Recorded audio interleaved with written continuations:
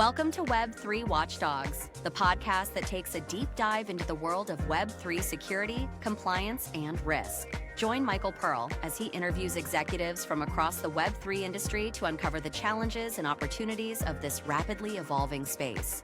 Web3 Watchdogs is sponsored by CyVers, your one-stop shop for Web3 security and threat mitigation. CyVers harnesses the power of AI to eliminate hacks, scams, fraud, and compliance challenges in real time, and even before they happen. For more information, visit cyvers.ai. That's CYVERS.ai. Hello and welcome to the Web3 Watchdogs podcast, powered by CyVers. And today we have Todd Wade. Todd is a cybersecurity expert and the veteran Chief Information and Security Officer, not to forget, in several companies, and he will explain how he manages that. And Todd is also an award-winning author of the book Cybercrime, Protecting Your Business, Your Family, and Yourself. And obviously we'll dive in to talk about the book. He is also very much familiar with CyVers after being an investor in CyVers and also working on the Oswar project. And perhaps we can also dive into that in a second. So Todd, very happy to have you here. Thank you so much. Absolute pleasure. Looking forward to chat, Michael. Yeah, so you have like more than 2 decades or maybe even more of experience in the cybersecurity field, some of it in Web2, some of it in Web3. You have a pretty broad perspective.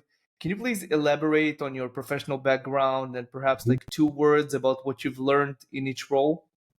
Yeah, sure. I work as an interim CISO here in London, and most of my clients or organizations I work for have been financial service organizations, fintechs, anywhere from asset managers in the city here with 50 billion in assets, or rapidly scaling fintechs here. Lately, I've been doing a lot of projects in private equity, working across a lot of financial data analytics type plays. So I've seen a lot of what works. I've seen a lot of what doesn't work. I've seen a lot of good and bad.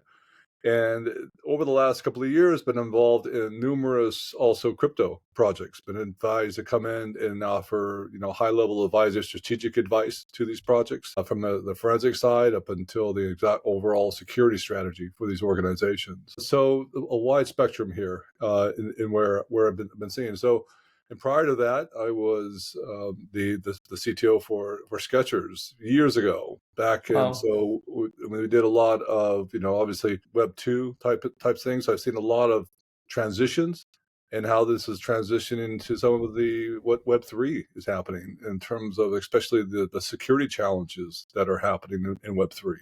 And we can elaborate on that as we chat. It's interesting because you've mentioned your experience in the Web2 sphere and then diving into Web3. And, I would argue that the awareness of security and moreover, the awareness of the need to have cybersecurity measures in Web3 companies is lacking. So many projects that we talk to don't even have a CISO. Some of them might have someone part-time. Others, even though they're quite big companies, that are holding quite a significant user funds, at the end of the day, don't have a chief security officer. Oftentimes, they don't even have the most basic measures. What's your take on that? First of all, do you agree with me? And also, why is that so? I was brought in, I'll tell you a story about, I was brought in late last year, and a crypto platform had lost 200 million, and they needed someone to come in and do an overhaul and provide them strategic, overview on what they should be doing to improve their security. And when I looked at that platform, it was clear there was no security. Like when I looked at they were the basics, from just authentication missing to encryption standards, everything across the board. There was no thought in the building of this with security. It was completely open for any criminal and any decent cyber criminals going to that's what they did. They went in and it was super easy. But I think in fairness to them, if you look at a typical startup when they're building tech startups, for them to get to $1 million in annual revenue, or 5 million in annual revenue, it takes years to get to this for the average company. It takes a long time, and usually when they start, they just want to get to market. Security isn't on the typical startup's mind until they start maturing and adding it. And the same thing's happening with this platform I was looking at, except in this case, within months, they had hundreds of millions of dollars in their platform with the same security as you would as a typical tech startup. But in their case, because of this, then all of a sudden, huge amounts of risk are now opened that they haven't addressed at the very beginning, and they were caught out. And they're not alone. Like, this is systemic across this industry, where it's just easy for criminals to come and exploit. I think it's a very good point. The fact that, this very fast growth and scale of, your business doesn't always match with the measures that you are, usually expected to take when scaling, when onboarding more and more clients, more funds.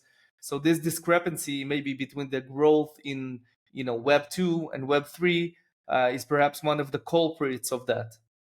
Absolutely. And the scale at which they start receiving money, and you add in the fact that there's no regulatory requirement. Like the fintechs I work with, there's regulatory requirements we have to meet. In the crypto space, there's no repercussions. There's no oversight that says they have to do these things. And so many of them, the founders, have no security experience. Even the tech people they bring in have limited, and they're more concerned to getting the market, which is understandable. Except now, all of a sudden, if you're going to give money to these groups, you should understand that you're dealing with significant security risk in doing so. Would you argue that regulators have to issue specific regulations for security measures so that companies, just like in the financial space, right? So companies, for instance, have to treat their user funds, especially in the fintech space, in a certain way and so on. Do you think that the same level of supervision and perhaps even coercion, so to speak, has to be in the security space as well? On my sampling of the projects I've seen and had experience with, they don't deserve it. They should be regulated the hell out of, because what they've done on their own, all right, is so untrustworthy. I don't see how they can, unless you regulate them or provide some kind of a hard stick that says you better live up to these standards. Because telling them they should, on goodwill, do it, okay, they're not. You're not going to have anyway. So regulate them. I'm a big fan of this. Absolutely. Just from the fact that the shocking security lapses I've seen have just been appalling, and it would help them.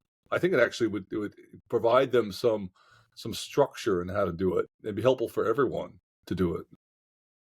Yeah, for sure. I'm not sure about the regulation part because not necessarily, especially in this innovative and novel field like Web3.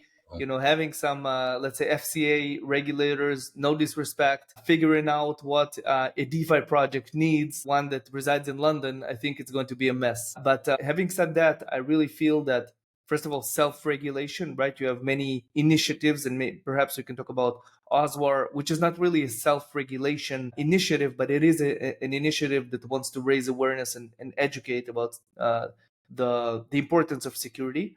But also, I think that awareness of companies, at the end of the day, security versus the potential loss, it's definitely a good ROI, right? So even if you spend, a very small amount every year, it's not going to amount to what you can actually lose when you're getting hacked or when one of your users are scammed, and at the end of the day, the liability falls on you. I don't know if the liability falls on you, though. I don't know if the liability falls on you personally, all right, with that. And I think the fact sometimes they made so much money that it's just gray. It's gray. I don't think there's a right and wrong answer here. It's just a really gray area. And I don't know how you can help them protect themselves. It's almost like, and then as a buyer, if you're investing in these organizations, there's the old saying, you should buy what you know. And if you don't understand how they're building their platforms, you don't understand this, maybe you shouldn't be giving money to these organizations. But back to the open source, to the Oswar standards by the great initiative by CyVers to do this, because I think this is a standard that if you look at some of the MITRE attack frameworks and some of the open frameworks that are built around security, a lot of the traditional security, while some of it carries over to Web3, there are new areas of Web3 that need to be addressed. The existing security solutions don't address, which is one thing you guys are touching upon, which is one thing I was really excited about. When you look at cross-chain attacks, typical security tools can't detect those kind of attacks. You can't. They're not built. That's not what they're built to detect. If you look at the CrowdStrikes of the world and other types of security, it'll take someone like CyVers to really tackle that and provide, actually do some effective, monitoring of these types of threats that are happening. Yeah, definitely. And that's another thing, right? That let's say if you are building a Web3 company, and you might even employ a CISO, and you might even build some sort of a security team, but then you might bring someone who is more familiar with the Web2 space, and he or she will just totally neglect the on-chain part of things, right? So you need to have this healthy combination of an infrastructure that is healthy in terms of security on the Web2 side of things, because obviously you have an interface, and even a DeFi company has an interface that eventually has the integration, the connection with the smart contract. But you also have to bear in mind that the actual activity happens on chain, and that's where you have to monitor the activity, and you have to put in place some mechanisms to respond to it. Yeah, I would say there's just some universal basic security concepts for the authentication, for example, and they're going to carry over that a lot of the companies in the Web3 aren't getting right. They're not even getting the basics right. And if you don't get the basics right, it doesn't really do you much good to do the more advanced types. If you're not going to get, encryption right or anything like this, it's starting with the basics first and getting that right. And this is where you have a CISO on hand. You clearly need a CISO that understands your Web3. I don't think if you don't have that expertise, then you're leaving gaps, or you have a partner who understands and can help you fill those gaps and understand what those are. But you need a partner or some expertise to understand of how to mitigate those threats. Yeah, so we talked about several organizations. I'm curious about CCL. So you're an investor and you're a member of the community. Can you elaborate on CCL? I know that you're also promoting quite a few initiatives in the space of cybersecurity. So please. CCL is a pretty cool concept. It was if you can imagine 60 or 70 cyber leaders around the world, and we all get together and we look at different pitch decks, pitches by different cyber companies that make our filters. We have a pretty rigid filter system that we look at. And some of the things we look for is it scratching a spot that we have? Is it solving something that currently as practitioners we're seeing? Two, is a team interesting? And then that comes in the valuations. But one of the cool things when we look at as practitioners is we love to see what's on the cutting edge. And we're seeing as practitioners the cutting edge on some of these startups that are really pushing the boundaries of what's happening. I'll tell you an interesting story. As we've started this journey, as our reputation is growing, and we've had some great startups funnel through our system, our groups. We're now being sought after by some of the top investors in cyber to make us joint partners in these groups. And it's because if you think from a startup's perspective, not only do they get an investor when we invest, they get us as advisors. They get the end user, which you couldn't ask for. And a lot of us end up doing POCs with them, and a lot of us will buy their product because it's like actually something that isn't being done in right now. And also, to be honest with you, I think CCL I'm kind of a tech geek, and I just love watching the pitches. And I think a lot of us are the same way, just because of the fact we're cyber geeks, and it's really just cool to see what's around the corner. So yeah, that's a little bit on CCL, kind of what we're doing. We have a cyberclub.london. Anyone who wants to learn more about what we do and who is involved with us. Sure thing. I'll make sure also to add this in the show notes. Okay. So let's talk about the book that you wrote, and you even won some awards for it. So it's called Cybercrime: Protecting Your Business, Your Family, and Yourself. So first of all, sounds promising. What is it about? And if you can give us the TLDR. The primary focus, the chief focus of this is cyber fraud. And over the many projects and companies I've ran the security program for, is a common theme. If you're looking to raise the security awareness culture or raise the posture of the organization, some of the hardest people to get on board are executives. They're just notoriously the people who are targeted the most and the people who are less engaged. And one thing I found very effective in working with them over the years is teach them how to protect themselves and their families individually. That sticks. I could get them engaged in how to teach them how to protect their families and themselves. And those same kind of security habits carry over into the workplace. All right. And so this book is about really bringing all of this together. All right. So these same security concepts, talking about all the different attack vectors, and crypto fraud is a major attack vector for not just organizations, but for individuals, and really teach them the basic techniques for their families and themselves, and to bring this to life in one book. And that's why it's done really well. Yeah, I love it. It's kind of the personal experience is always better in, relaying the message basically and educating about the dangers and the importance of cybersecurity. It is. I think it's just something that we still need a lot more of, and it's still. Well, we don't have time on this call, but it's really shocking how many tech platforms out there don't do security by default for their end users. They don't, and they leave users at risk, individuals, and you have to understand how to secure yourself because they're not going to do it. Yeah. Yeah. So, you mentioned cybercrime in crypto, and again, I want to take advantage of, your experience in both worlds, right? Mhm. So, what unique features do you see in cybercrime with respect to crypto? Is it the ease of, tricking someone to send you funds? Is it, the border thing of, just sending something in a heartbeat to somebody without even knowing their identity? What are the kind of unique features that you can highlight? There's plenty of studies on this, but it shows something really consistent. Crypto has caused an explosion in cybercrime. I could even say 1,000x. I don't know how high, but it is an explosion. You look at just the dark web, all right, and the fact that they can now do all the transactions they want without going to a fiat organization, without going through Swift, a credit card company. So there's no central body to reverse these transactions. There's just no body like there used to be before. They couldn't do this. Now they can. They can transact all they want, and they are. And crypto has been just an accelerator for them. I mean, and crypto is, while there's a lot of good uses for crypto, there's a lot of, unfortunately, criminal uses for crypto that people just that they just cannot control on that. Yeah.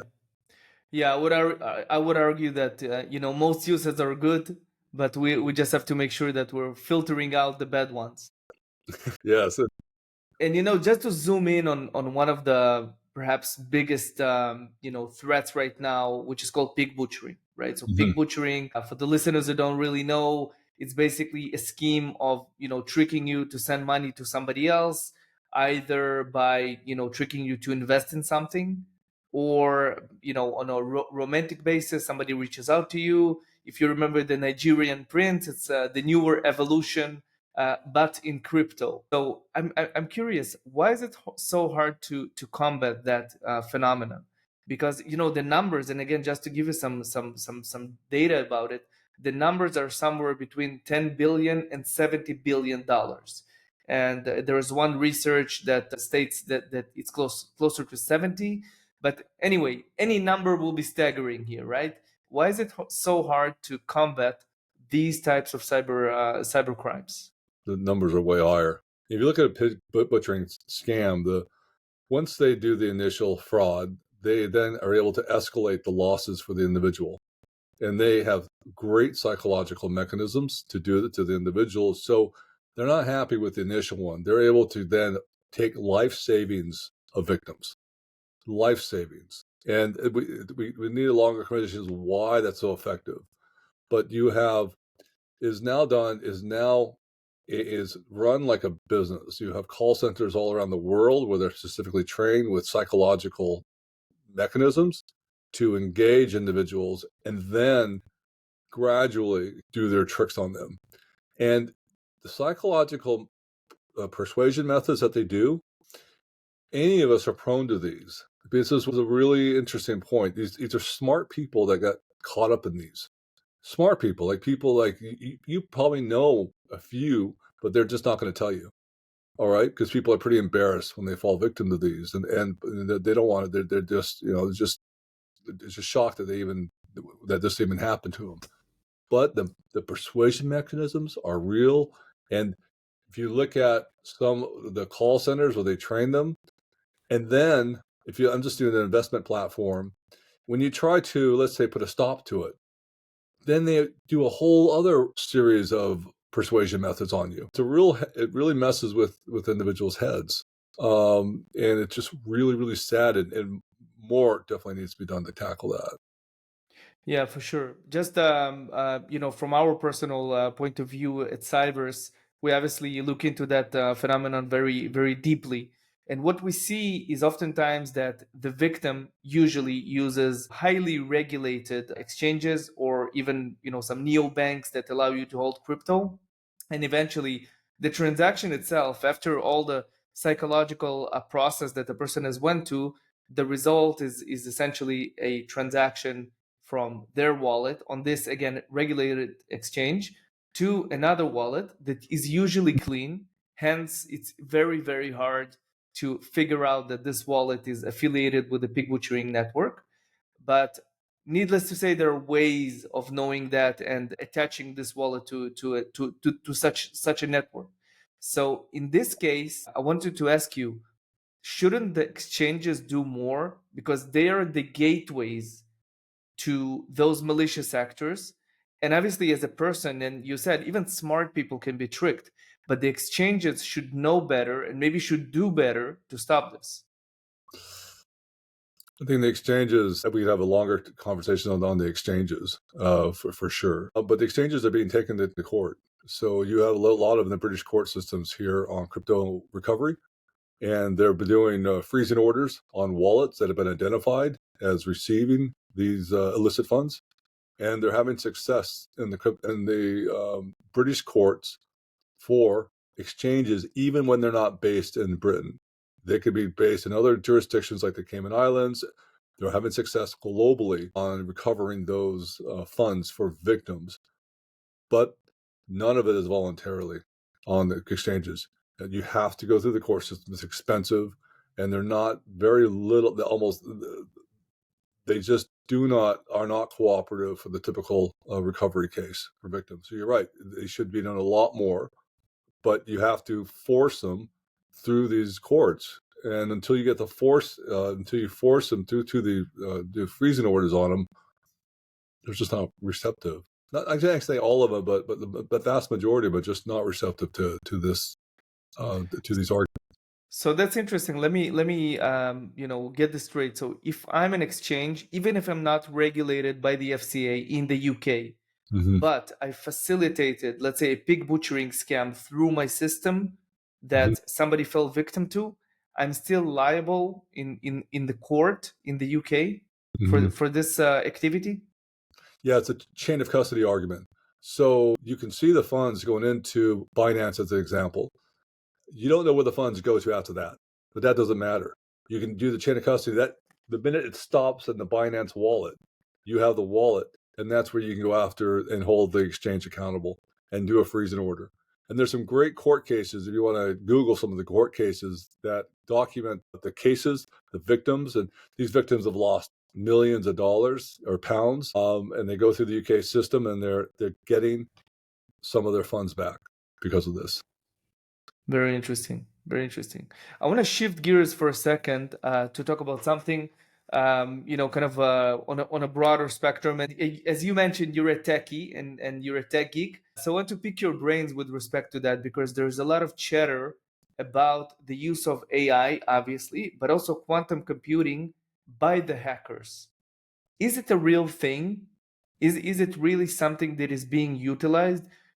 Just one small comment for that. 5 years ago, maybe we could have laughed about it, right? But right now, the hackers are no longer, just teenagers sitting in their mom's garage.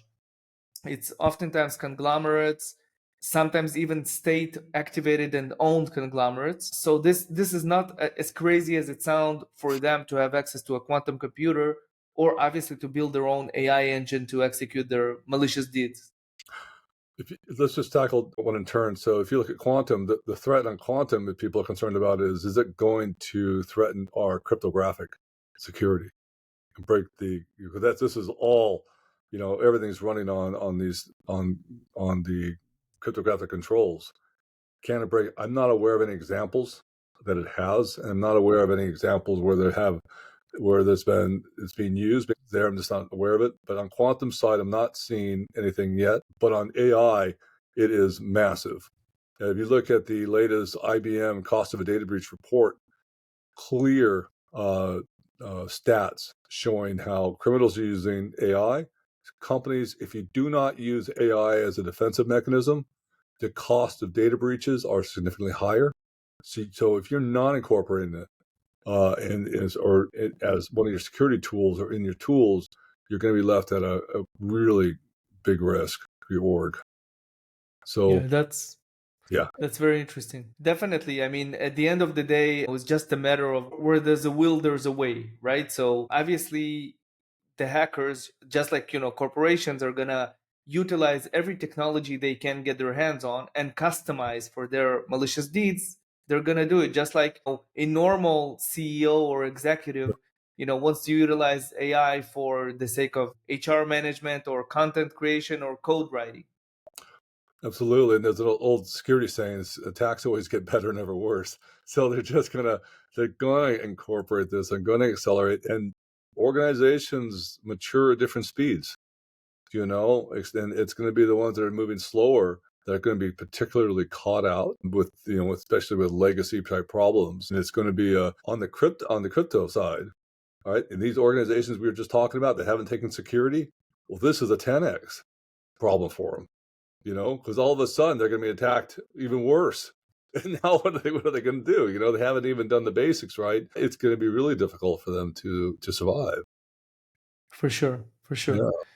So, we talked about almost all the parts of the value chain of, a hack or a scam, but let's talk about the final part, right? Mm-hmm. Which is basically laundering the money, right? Because let's take the example that I've just mentioned with pig butchering.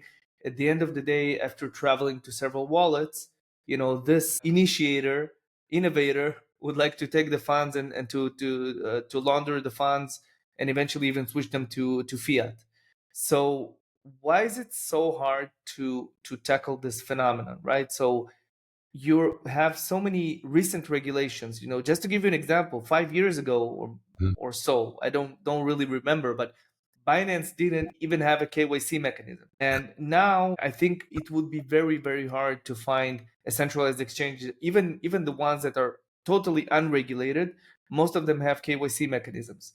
But still, money keeps laundered, and at the end of the day, off ramps are not getting any more complicated for the criminals. Why is that so, and what can we do to tackle this? There's a great book called Lazarus Heist by Jeff White. It talks about how North Korea is doing it with the gang and how they're funneling money. It's a great story and how they're doing it successfully around it. But back to, there are plenty of jurisdictions. I said that the British courts, there are some jurisdictions the British courts can't touch. They can't touch China, as an example. If you have an exchange in China, or there are plenty of, you can move crypto instantly to any location in the world.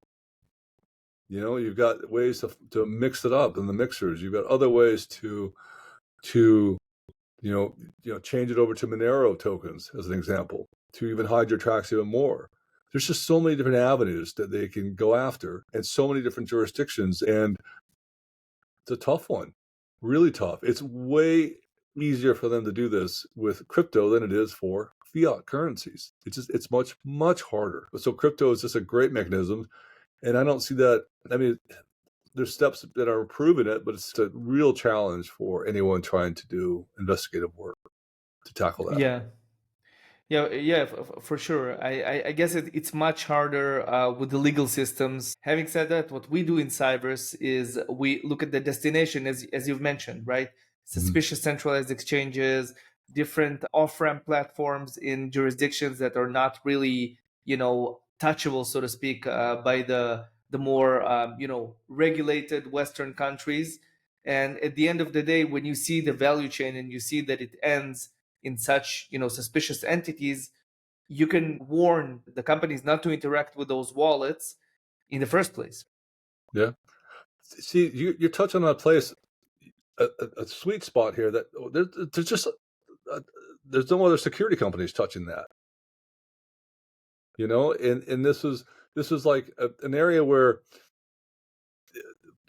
proactive, like the number of attacks you're able to be the first to show. All right, even the companies in that sector aren't discovering these attacks, and they're getting notified by you. You've got a problem.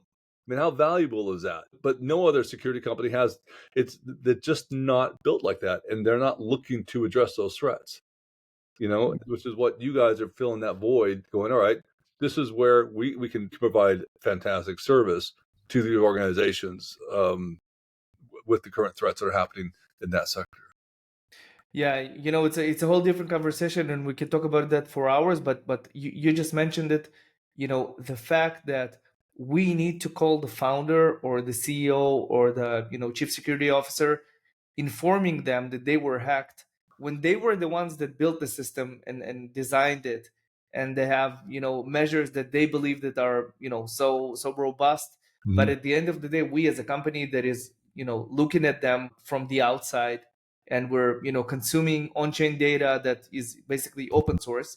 Obviously, the secret sauce is how to contextualize the data and to figure out what went wrong. But this fact that we know more than the people that have built those systems and that are activating them, this is the gap that we need to breach. Because if we don't do that, then these things will just keep on going and going.